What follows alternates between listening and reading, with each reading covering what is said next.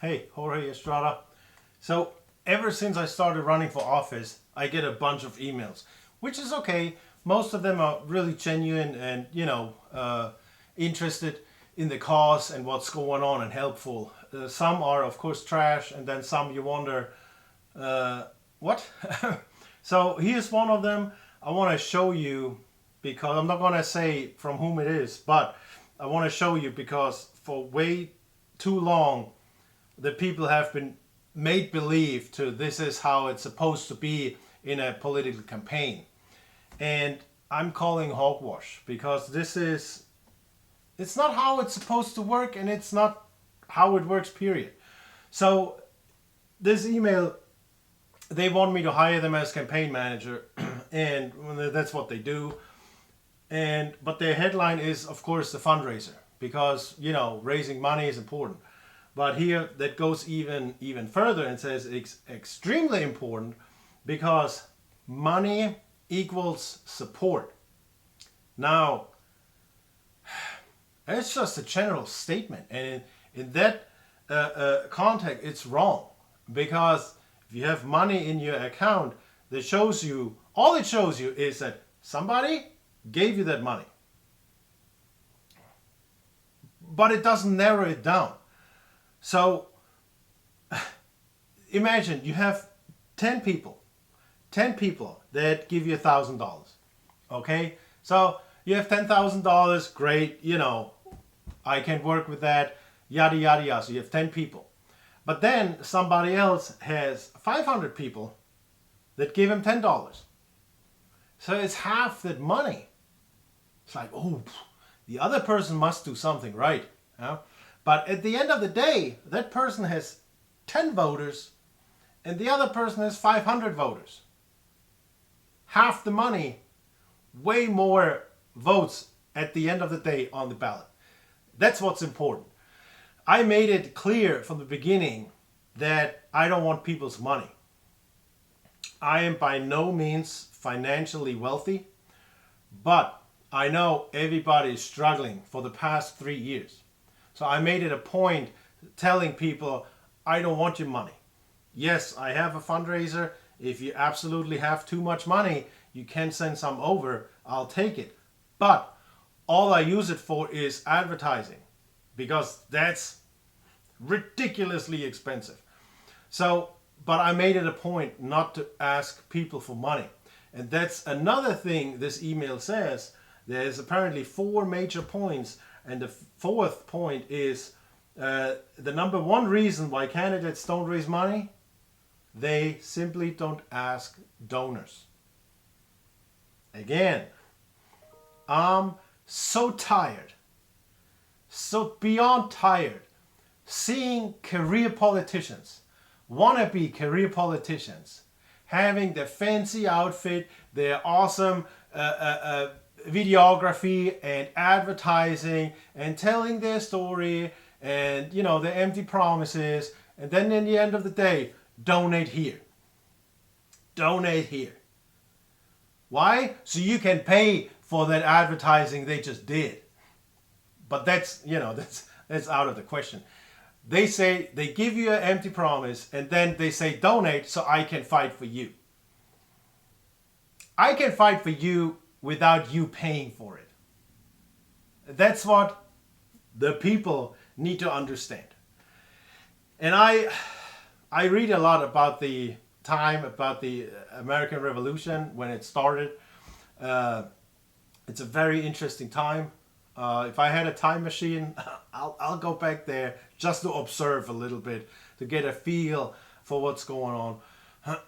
But back then it was like landowners. They wanted landowners in the political offices because they said, landowners are successful. They have the experience. They're not poor people that have to beg other people for money.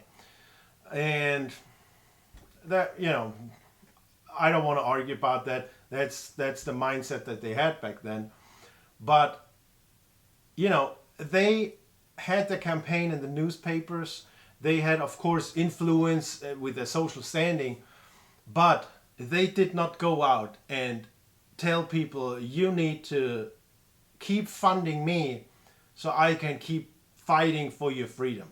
This is total hogwash. I'm sick and tired of it. But this is what our career politicians and career politicians want to tell the people, that this is what needs to happen in order for you to be or stay free, or however they want to put it. And no, again, I made it a big deal saying, I don't want your money. I'll do this on my own. This is all self-funded.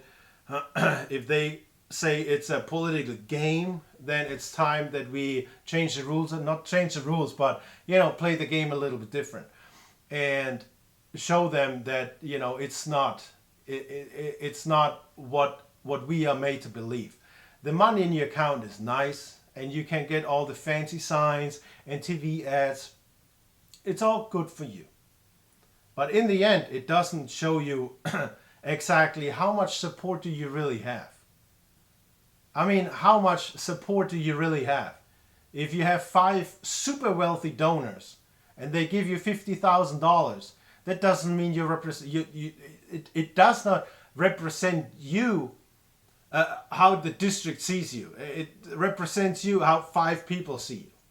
As an example, I'm just making up numbers, but this is for way too long. Is this going on like that? And I'm sick and tired of it. One of the many reasons why I decided at the spur of a moment to run for this election. Because if you look at my website, I have put it in writing. I make a Facebook posts or social media posts where I really try to point out what bothers me, and that it's just not acceptable anymore. I'm fed up with these people. They come here, they make a big speech, they have their photo ops, they have their fake smiles, the fake handshakes, kissing babies. They want to be all fancy and feel important. That's the thing. They all want to feel important, and you have to keep funding them so they can keep feeling important.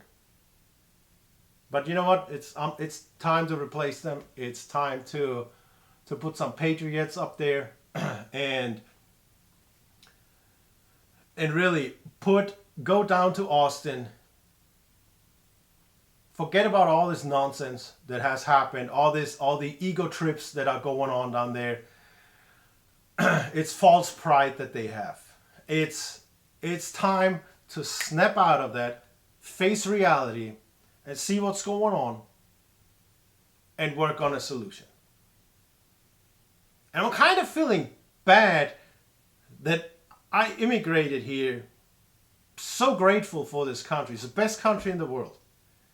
And I can come over here and I cannot be quiet anymore and say, hey, you guys have the greatest country. Thank you for being the way that you are. No, I come over here and now after 12 years, 13 years, I have to say, look guys, you're not doing it right. You have lost focus. You're all fake. Most of these politicians are fake. And I feel bad saying that because I would have never thought that happened. This is the last bastion of freedom. Or simulated freedom at this point. Some Americans have no idea the decline that's going on. And immigrants like myself that have seen and lived other governments, that have lived in a different place with different governments, you see what's going on here. And it's not pretty. It's really not. We cannot sit back and let these career politicians keep messing it up in the wrong direction, because we focused on the wrong stuff. That's the problem. We are focused on first world problems. We are not focused on reality. We are focused on made up crap that, people blurt out to make themselves feel better and feel more important.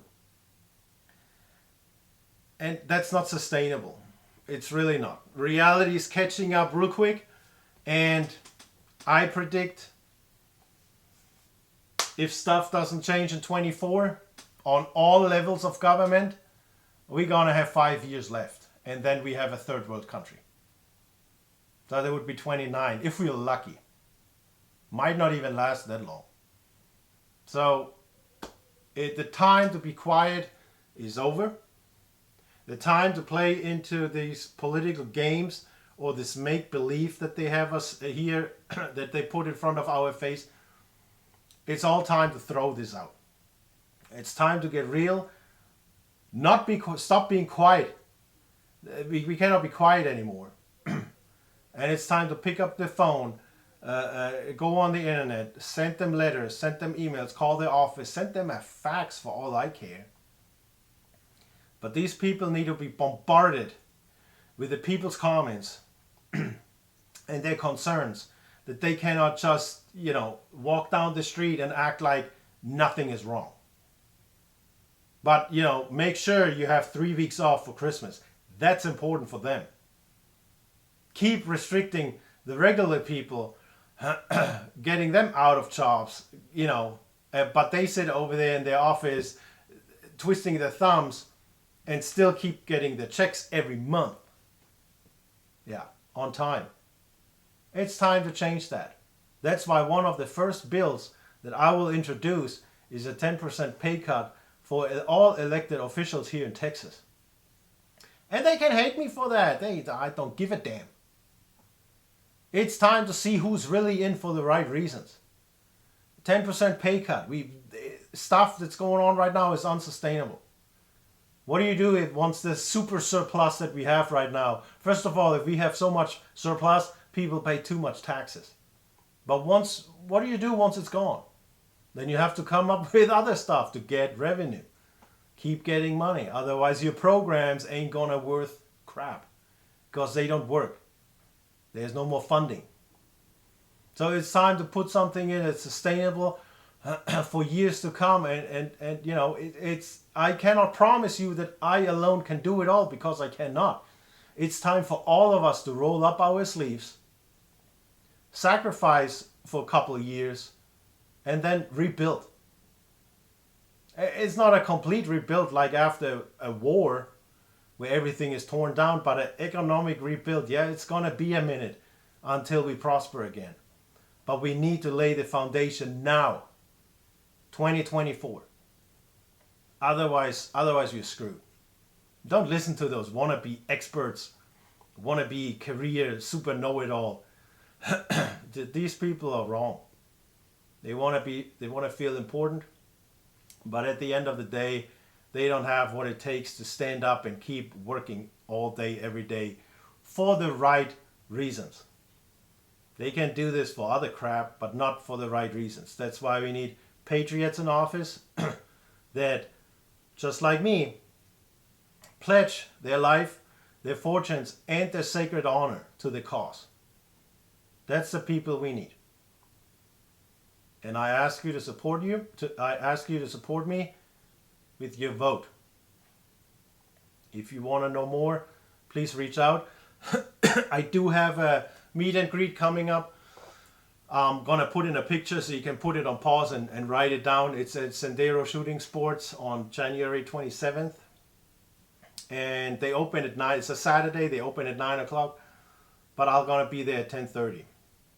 And I'm going to stay as long as I have to if people want to talk, have questions, or want to tell me their concerns. Because that's what's important. That's what we need to do. And we need to bring it out to light. And then we have to together find solutions.